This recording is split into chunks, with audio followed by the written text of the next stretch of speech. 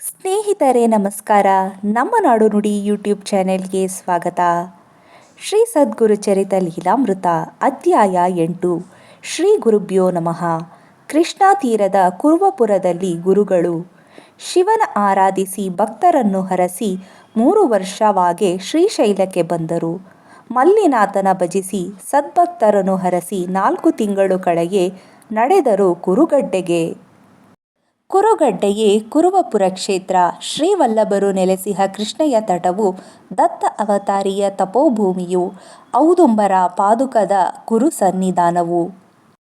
ಜಡವಂತನ ಸುಗುಣಿಯ ಮಾಡಿ ಸಾಧ್ವಿ ಅಂಬಿಕೆಗೆ ಶನಿ ಪ್ರದೋಷ ಕಾಲಕ್ಕೆ ಈಶ್ವರ ಪೂಜೆಗೆ ಸಲಹೆ.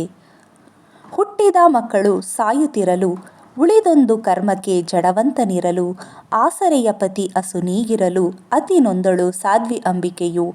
ಬಡತನಕ್ಕೆ ಮಗನ ಭಿಕ್ಷೆಗೆ ಹಾಕಿರಲು ಊರ ಜನ ಅವನ ಆಡಿಕೊಂಡಿರಲು ನಿಂದಿಪ ಮಾತುಗಳ ಇಬ್ಬರೂ ಸಹಿಸಲಾಗದೆ ಸಾವೇ ಗತಿ ಎಂದು ಸಾಧ್ವಿ ನಿಶ್ಚಯಿಸಿದಳು.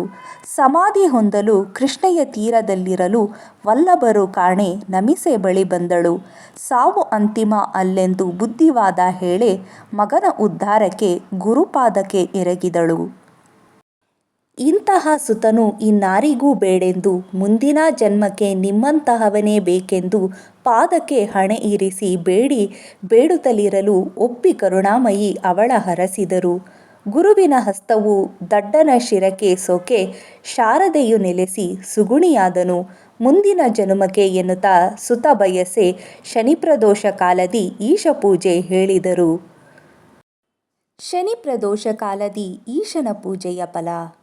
ಪೂಜೆಯ ಫಲವೆಂದು ಕಥೆಯೊಂದು ಎನ್ನುತ್ತಾ ಉಜ್ಜಯಿನಿ ನಗರದಲ್ಲಿ ಚಂದ್ರಸೇನ ರಾಜನ ಆಪ್ತಮಿತ್ರ ಈಶ ಭಕ್ತ ಮಣಿಭದ್ರ ಶಿವನ ಆರಾಧಿಸಿ ಪರಿಸರತ್ನ ಪಡೆದ. ಕಾಂತಿ ಮಾತ್ರದಿಂದ ಕಬ್ಬಿಣ ಚಿನ್ನವಾಗಿಸೋ ಪ್ರಜ್ವಲಿಸೋ ಮಣಿಯ ಕೊರಳಲ್ಲಿ ಧರಿಸಿದ್ದ ರತ್ನದ ಖ್ಯಾತಿಯು ಎಲ್ಲೆಲ್ಲಿಯೂ ಹರಡಲು ವೈರಿಗಳು ಅಪಹರಿಸೋ ಸಂಚನೆ ಹೂಡಿದರು. ಒಂದೊಮ್ಮೆ ಚಂದ್ರಸೇನ ಶನಿಪ್ರದೋಷ ಪೂಜೆಯಲ್ಲಿರೆ ರತ್ನ ಅಪಹರಿಸಲು ವೈರಿಗಳು ಎರಗಿದರು. ದ್ಯುತಿಗೆಡದ ರಾಜ ಪೂಜೆಯಲ್ಲಿರಲು ಮಗ್ನವಾಗಿರೆ ಗೌಳಿಗರ ಹುಡುಗರು ಪೂಜೆಯ ನೋಡಿದರು. ಪೂಜೆಗೆ ಮನಸೋತು ಹುಡುಗರು ಮಾಡಬಯಸಿ ಕಲ್ಲುಗಳ ಜೋಡಿಸಿ ಅದರೊಳಗೆ ಗುಂಡು ಕಲ್ಲಿರಿಸಿ ಶಿವನೇ ಅದು ಎಂದು ಸಿಕ್ಕ ಹೂಗಳ ತಂದು ಭಕ್ತಿ ಸಂತೋಷದಲ್ಲಿ ಶಿವನ ಪೂಜಿಸಿದರು. ಹಸಿವು ಮರೆತಿರಲು ಕಾಲ ಮೀರಿರಲು ಮಾತೆಯರು ಮಕ್ಕಳನ್ನು ಮನೆಗೆ ಕರೆದೊಯ್ದರು. ಅದರಲ್ಲೊಬ್ಬ ಹುಡುಗ ಮನೆಗೆ ಹೋಗಲೊಪ್ಪದಿರೆ ತಾಯ ಕೋಪಕ್ಕೆ ಗುಡಿಯು ಚೆಲ್ಲಾಪಿಲ್ಲಿಯಾಯಿತು. ಅತಿ ನೊಂದ ಬಾಲಕ ಮತಿಯ ತಪ್ಪಿರೆ ಶಿವನು ಅಲ್ಲಿ ಕಂಡು ವರವ ಬೇಡು ಎಂದನು. ಎನ್ನ ಮೇಲ ಪ್ರೀತಿಯಿಂದ ಗುಡಿ ಪೂಜೆ ಕೆಡಿಸಿರಲಾಗಿ ತಾಯ ಮೇಲೆ ಕೋಪಿಸದೆ ಕ್ಷಮಿಸಲು ಬೇಡಿದನು. ನಿಷ್ಕಲ್ಮಶ ಮನಸ್ಸಿಗೆ ನಿರ್ಮಲ ಭಕ್ತಿಗೆ ಮೆಚ್ಚಿದ ಶಿವನು ಬಾಯ್ತುಂಬ ಹರಸಿದನು. ಪೂಜೆ ನೋಡ್ದ ಪುಣ್ಯಕ್ಕೆ ಮುಂದಿನ ಜನ್ಮದಲ್ಲಿ ಹರಿಗೆ ತಾಯಾಗಿ ಹುಟ್ಟಿ ಬರುವಳೆಂದನು. ಗೌಳಿಗರ ಓಣಿಯಲ್ಲಿ ಗುಡಿಯೊಂದು ನಿಂತಿರೆ ರತ್ನಖಚಿತ ಲಿಂಗವ ನಗರವ ಪ್ರಕಾಶಿಸಿತು. ಲಿಂಗ ಪ್ರಕಾಶಕ್ಕೆ ಬಾಲಕನ ಭಕ್ತಿಗೆ ವೈರಿ ರಾಜರು ಬಾಗಿರೆ ಗೋಪಾಲನು ಆದನು ಆ ವಂಶದ ಅಧಿಪತಿಯು. ಶ್ರೀ ಸದ್ಗುರು ಚರಿತ ಲೀಲಾಮೃತದ 8ನೇ ಅಧ್ಯಾಯ ಸಂಪೂರ್ಣ. ಅಧ್ಯಾಯ 9. ಅಗಸನಿಗೆ ಅರಸನಾಗುವಂತೆ ಗುರು ಆಶೀರ್ವದಿಸಿದ್ದು.